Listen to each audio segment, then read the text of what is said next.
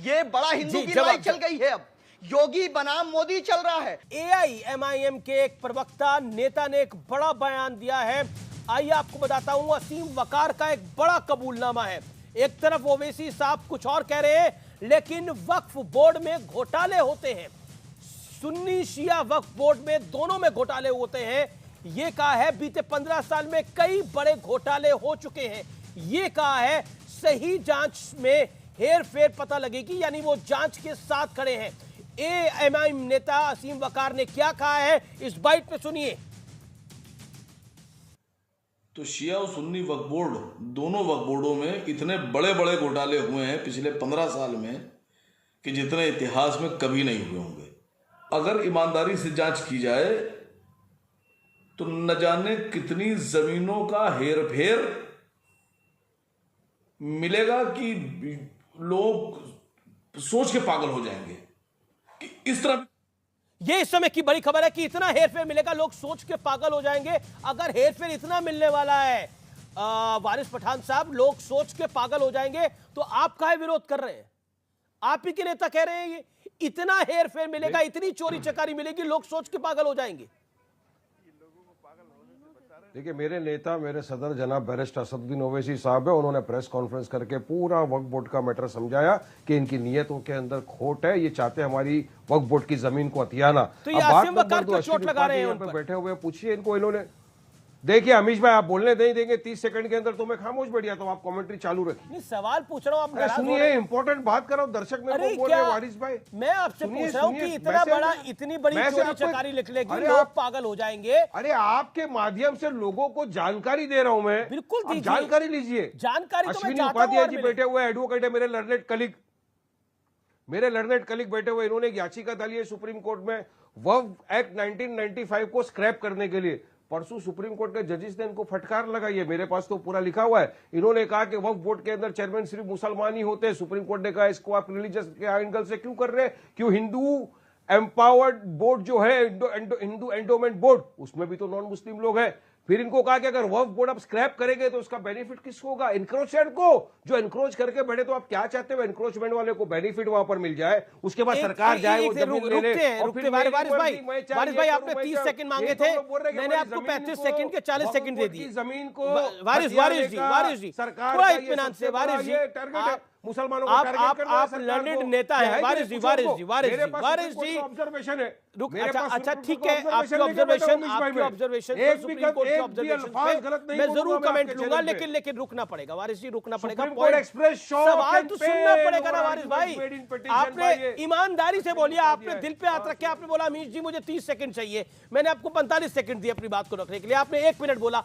अब 10 सेकंड मेरा सवाल सुन लीजिए, फिर आप ही का जवाब मैं सुनूंगा 30 सेकंड। और एक बात मुझे बताइए, एक खुलासा हमने किया, आपने तब आपत्ति जताई थी जब एक हफ्ते के अंदर मनमोहन सिंह की सरकार ने वक्फ की लगभग 120 प्रॉपर्टीज, जिनकी वर्थ 120 करोड़ से 150 करोड़ के बीच की है, वो वक्फ के नाम कर दी थी। तब आपत्ति जताई थी, जवाब है नहीं।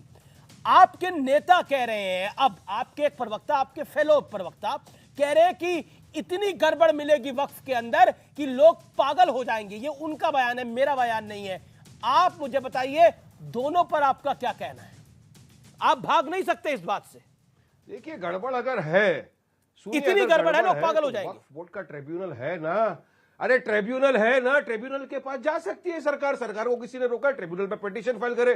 सुन्नी वक्फ बोर्ड के अंदर भी है, शिया वक्फ बोर्ड के अंदर भी, वहां पे सीईओ है वक्फ के, सीईओ को बोले कि करप्शन के साथ क्यों है? अगर वहां चोरी चकारी हुई है तो खुलासा होने दीजिए। 1995 तो सर्वे होने दीजिए ना वारिस जी। 83 कहता है, सेक्शन 83 है वारिस जी, तो सर्वे होने दीजिए। आप चोरी चकारी के साथ तो खड़े हो सकते हैं, आप तो ईमानदार आदमी है, मैं जानता हूं आपको, आप मेहनत के साथ भी है, आप चोरी चकारी के साथ कैसे खड़े हो सकते हैं? अगर कहीं करप्शन है तो एक्सपोज होनी चाहिए। It is not a matter of Hindu Muslim, it is the matter of huge corruption. It is not the matter of Hindu Muslim. ये हिंदू मुसलमान से इसका ताल्लुक ही नहीं है कोई। देते हैं, मठों का भी सर्वे करवा देते हैं, होता ही है, जन्मभूमि के नाम होता ही है, जिसमें हमारे होता ही है, सभी का सर्वे गफलाबाजी किया है, हमारे हिंदू भाइयों के पैसों का गफला किया है, वहां का भी सर्वे करवाते हैं। सबका सर्वे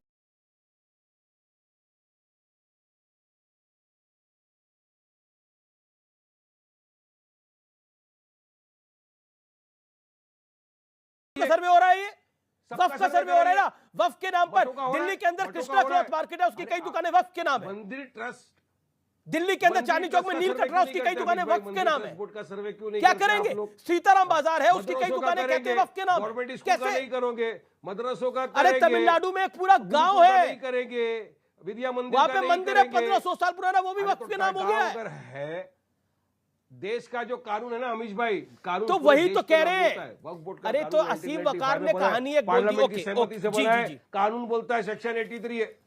okay, let me get another perspective. उन्होंने ये भी कहा ना पीछे वजाहत कि भाई वक्फ का वजाहत सर्वे कासमी, कर रहे हो, वजाहत आप कासमी, बटोका भी सर्वे करिए, एआईएमआईएम के धर्मशाला का बड़े भी सर्वे नेता, करिए। उन्होंने तो एआईएमआईएम के बड़े दोनों नेता बात करिए ना उन्होंने। असीम वकार कह रहे हैं कि इतनी चोरी चकारी है कि लोग पागल हो जाएंगे, और ये कह रहे हैं कि मैं मेरे तो अपने सदर पार्टी तो के आप प्रेसिडेंट ओवैसी की साहब बात है, उनकी करूंगा बात को मैं नहीं मानता। वारिस भाई, मैं उनकी बात मानेगा, मैं सदर साहब की बात ठीक मानता है, हूं, मैं मानिए अपनी आप बात अपने पसंद सदर कर की रहा हूं, बात मेरा मानिए, मुद्दा अमीश भाई, लेकिन वो भी Facts of सदर की the बात matter मानते हैं, आपने लेकिन वो कह रहे हैं कि आपके इतना सामने। खुला इतना करप्शन निकलेगा, लोग पागल हो जाएंगे।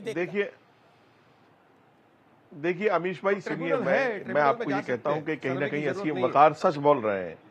असीम वकार सच बोल रहे हैं, बहुत बड़ा खुलासा होगा और समाजवादी का कोई मुस्लिम एमएलए, कोई मंत्री, एक्स मंत्री, पूर्व मंत्री कोई बचने वाला नहीं है। वक्फ बोर्ड की जमीनों पर सबसे ज्यादा उत्तर प्रदेश में समाजवादियों के कब्जे हैं। एक बात मैं ये पूछना चाहता हूं, लेकिन मुझे माननीय मुख्यमंत्री जी तक एक बात ये पहुंचानी है आपके थ्रू अमीश भाई, कि जो समाजवादी के जमाने में चेयरमैन थे वक्फ बोर्ड के, फिर वो बसपा के जमाने में थे, फिर वो समाजवादी के जमाने में थे, फिर अब बीजेपी के भी जमाने में पिछले 5 साल गुजर गए। मैं ऐसी वक्फ बोर्ड में कौन सी मलाई है जो पिछले 20 साल से वो पद छोड़ना नहीं चाहते हैं? और माननीय मुख्यमंत्री जैसा ईमानदार इंसान जो उत्तर प्रदेश को एक सदी भी नसीब नहीं होगा, कैसे घुमा फिरा करके वहां भी उन्होंने अपनी बात रखी होगी कि माननीय मुख्यमंत्री जी को या तो इस बात का पता ही नहीं है कि वक्फ बोर्ड कैसे गया और कहां गया है, लेकिन आज भी 20 साल से वक्फ बोर्ड का चेयरमैन बैठा हुआ है। क्यों नहीं छोड़ना चाहता वक्फ बोर्ड की सीट को? क्या सोना चांदी दबा हुआ है इस वक्फ बोर्ड की? और मैं फिर कहता हूं भाई, जांच होने दो। जब दामन साफ है तो ये चिल्लाते क्यों हैं? दामन साफ है तो चिल्लाते क्यों हैं? ये बड़ा रुपए का घोटाला निकलेगा, लाखों लाखों करोड़ रुपए का घोटाला। मैं शदाब चौहान को लेके आता हूं, फिर मैं शलभ जी आपकी बताऊंगा। शदाब चौहान, असीम वकार ने तो दूध का दूध और पानी पानी कर दिया। उन्होंने बोला कि इतनी चोरी चकारी निकलेगी कि लोग पागल हो जाएंगे।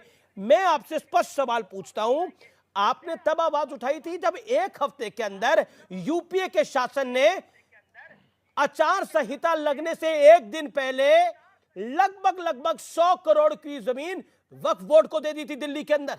तब आपने सवाल उठाया था।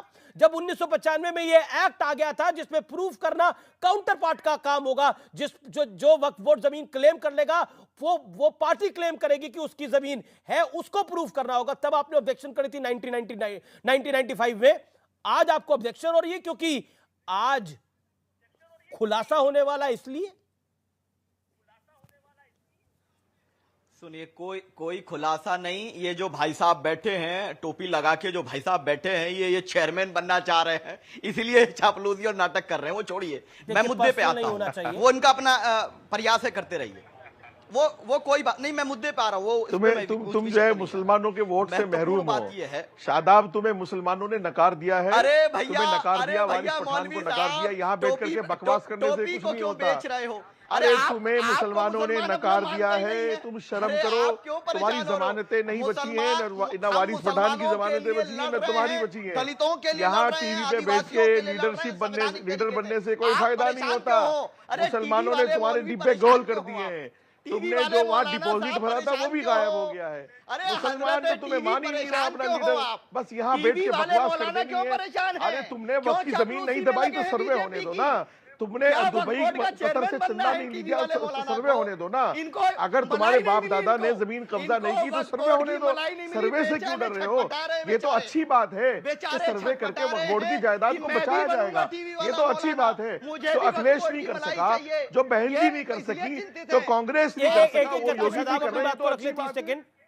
फिर अपनी बात को रखिए। समझ रहा हूं मैं, टीवी वाले बोलाना, आपकी हैसियत कुछ नहीं है। योगी जी को भी पता होना चाहिए कि आपकी हैसियत है। मुसलमानों के दरमियान कुछ भी नहीं है। आपकी हैसियत है ना, चाहते खाली। अरे आपकी मलाई नहीं मिली, नकार दिया, आपका डब्बा गोल है, डिपॉजिट भी गायब है ना। वो वैसी साहब की हैसियत निकली, तुम्हारी कोई हैसियत नहीं मिली, सब गायब निकले हैं। डिपॉजिट भी तुम्हारा गायब हो गया। अरे ना कोई लोमड़ी है, ना कोई अंगूर है। लेकिन इस समय एक सेकंड, शदाब, अभी आपने आपने बोला लोमड़ी को अंगूर नहीं मिले तो अंगूर खट्टा